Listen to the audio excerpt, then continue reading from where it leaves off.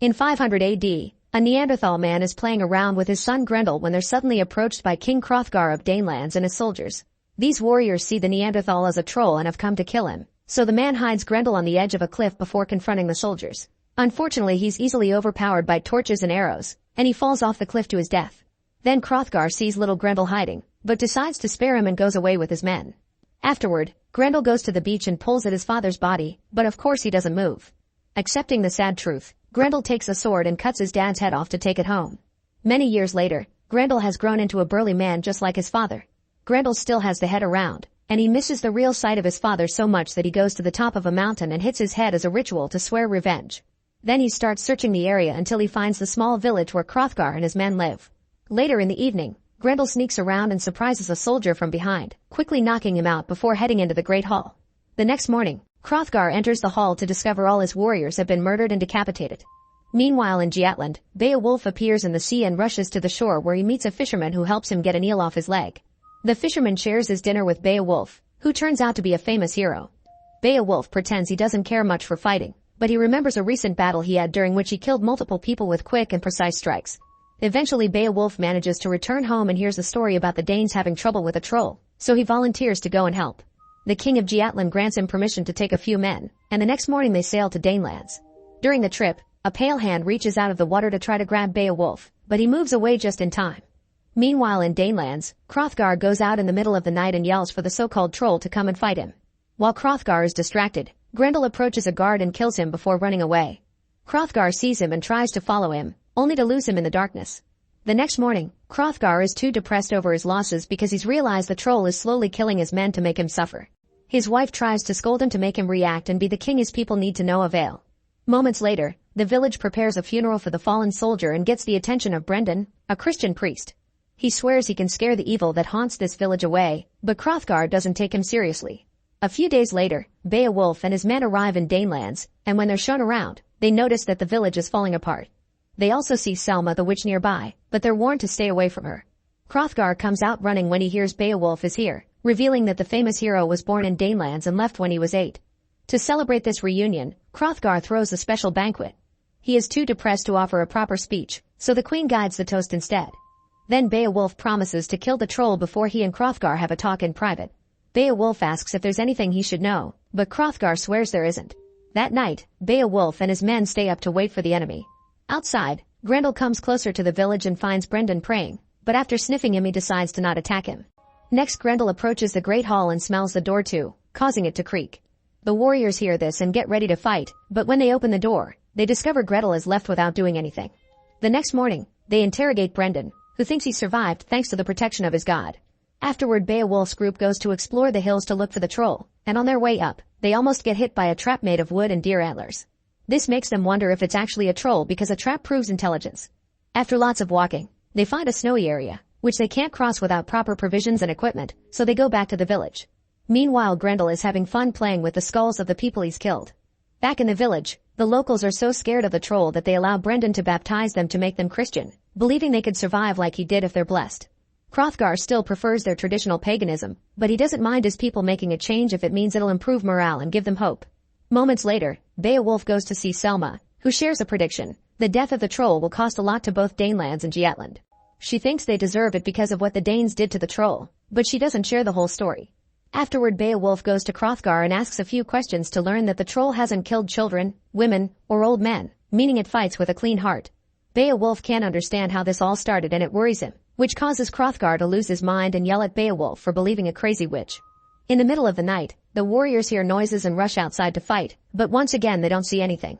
After they go back inside, Grendel comes out of his hiding spot and runs away. The next day, Beowulf sees Hrothgar training with the sword and quickly giving up. He cuts in and challenges Hrothgar's opponent, defeating him in just a few quick moves as he teaches him that fear always has its place. Next, Beowulf asks Selma to read his future, but her ritual gets interrupted when they hear some weird noises. Beowulf rushes outside and sees Grendel running away, so he immediately gets on a horse and chases him to the mountains. Grendel climbs an area Beowulf can't reach and talks in his own language, but luckily Selma translates for him. It turns out Grendel won't attack Beowulf because he isn't Dane, and when Beowulf yells at him with insults to explain he was born here, Grendel just throws a few rocks at him and leaves. A confused Beowulf turns to Selma, who explains Grendel won't fight him because Beowulf did nothing wrong to him. On their way back, Beowulf demands to know why the troll was outside Selma's hut, so she explains that she actually likes Grendel because since he's around, men from the village don't come to take advantage of her anymore.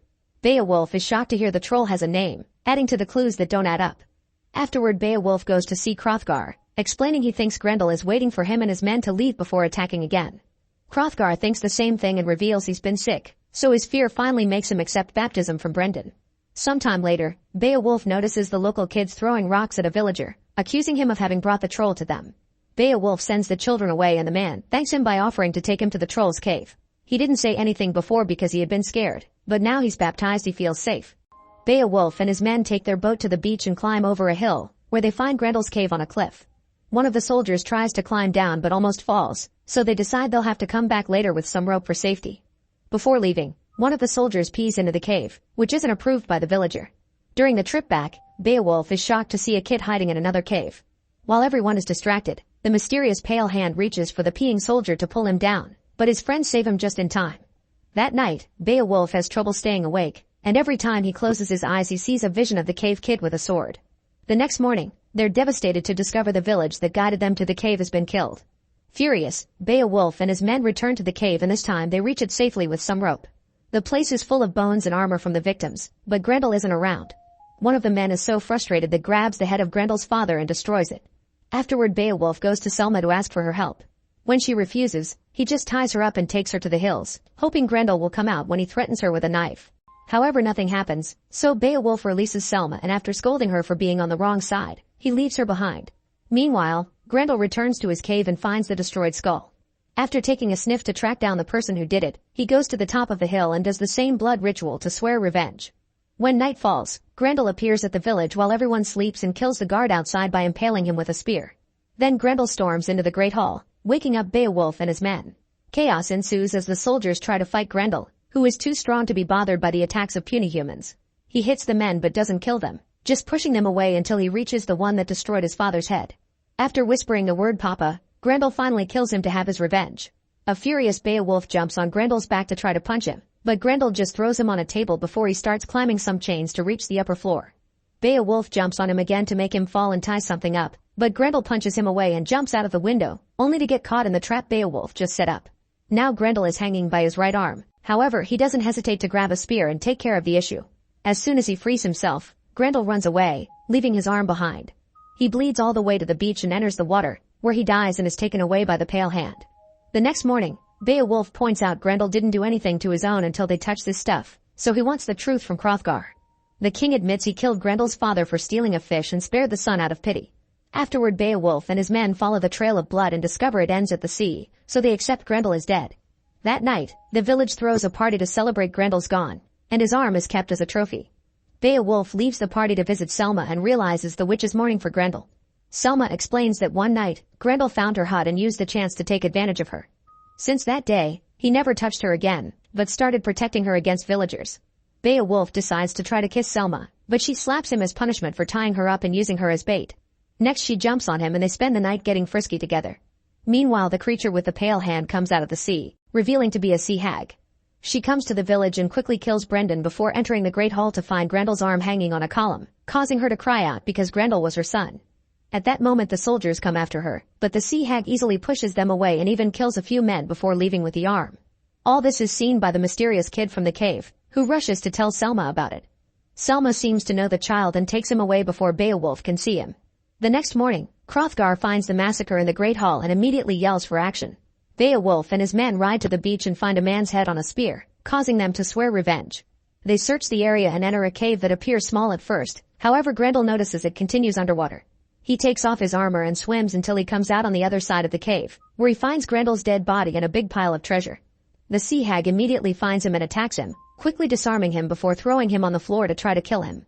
Beowulf tries hitting her with a rock until he pushes the hag off him. Then he grabs a sword from the pile of treasure to kill her with a quick strike. Suddenly he sees a shadow, but it's just the boy with the sword from his dream, and by watching him Beowulf finally realizes this kid is Grendel and Selma's child. Afterward Beowulf returns to the village, which is going through yet another funeral. It's time for him to leave, but first he visits Selma, pointing out he isn't like the others and hopes they could be together. Selma doesn't agree because he killed Grendel and created an orphan, so he isn't any different from Hrothgar. This causes Beowulf to put up a grave marker for Grendel to honor him, which the kid sees from afar. Later, while Beowulf sails back to his country with his men, he notices Selma and the child saying goodbye with a look. Make sure to subscribe and turn on notifications so you can watch more videos like this. Thanks for watching.